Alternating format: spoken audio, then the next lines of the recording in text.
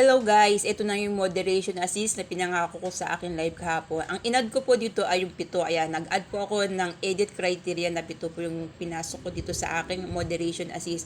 Ayan po, unang-unang nga po dyan yung other those not have friends or followers. Ibig sabihin po niyan, kung ikaw ay faking account, at wala kang friends or followers, hindi ka makakapag-comment sa akin kasi na parang nadidetect ni Facebook na ikaw ay fake account, na ikaw ay isang hacker. Ayan, kasi nga, wala kang friends, wala kang followers, kaya hindi ka makakapag-comment. Pag gusto nyo pong mag-add yan, yung add lang po na yun sa may gilid na yun ay i-click nyo mga guys, para po makapag-save kayo ng criteria na gusto nyo dito kay moderation assist. Gawin nyo po yan kasi ayan po yung mga criteria. Mababasa nyo po na yung mga nandiyan nakasulat ay importante sa ating account, na hindi ka masasendan ng link na video na bastos, hindi sila makakapag-comment ng hindi maganda o ano pa man sa ating dito sa ating account. Kaya po yan ang kagandahan ng moderation assist. Kumbaga matutulungan yan tayo na maging safe yung ating account. Ayan po, kakaroon ng limitasyon kung mag-send sila sa atin ng image o mga photo na hindi maganda.